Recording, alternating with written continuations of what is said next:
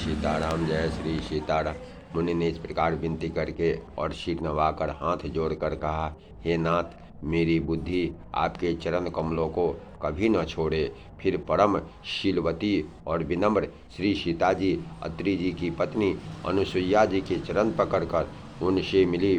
ऋषि पत्नी के मन में बड़ा सुख हुआ। उन्होंने आशीष देकर सीता जी को पास बिठा लिया और उन्हें ऐसे दिव्य वस्त्र और आभूषण पहनाए जो नित्य नए, निर्मल और सुहावने बने रहते हैं।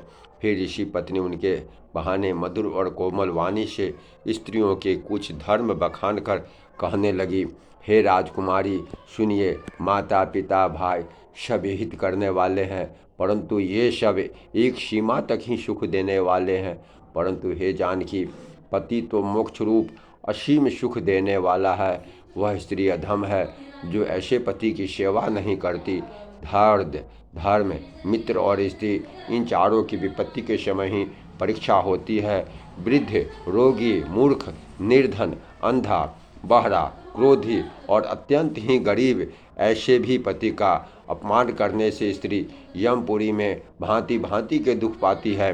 शरीर, वचन और मन से पति के चरणों में प्रेम करना स्त्री के लिए बस एक ही धर्म है, एक ही व्रत है और एक ही नियम है। जगत में 4 प्रकार की पतिव्रताएँ हैं। वेद, पुराण और संत सब ऐसा कहते हैं। उत्तम श्रेणी की पतिव्रता के मन में ऐसा भाव बसा रहता है कि जगत में मेरे पति को छोड़कर दूसरा स्वप्न में भी नहीं है।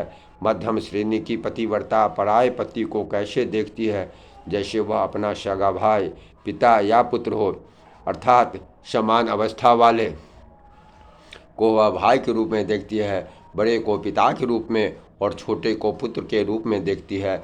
जो धर्म को विचार कर और अपने कुल की मर्यादा समझकर बची रहती है, वह निकृष्ट निम्न श्रेणी की स्त्री है, ऐसा वेद कहते हैं। और जो स्त्री मौका न मिलने पर या भयवश पतिव्रता बनी रहती है, जगत में उसे अधम स्त्री जानना।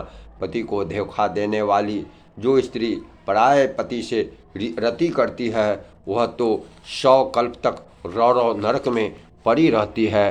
क्षण भर के लिए सुख के लिए जो 100 करोड़ अशोक जन्मों के दुख को नहीं समझती, उसके समान दुष्टा कौन होगी। जो स्त्री छल छोड़कर पतिव्रत धर्म को ग्रहण करती है, वह बिना ही परिश्रम परम गति को प्राप्त करती है। किंतु जो पति के प्रतिकूल चलती है और वहाँ जहाँ भी जन्म लेती है, वहीं जवानी पाकर भरी जवानी में विधवा हो जाती है। स्त्री जन्म से ही अपवित्र है, किंतु पति की सेवा करके वह अनायास ही शुभ गति प्राप्त कर लेती है।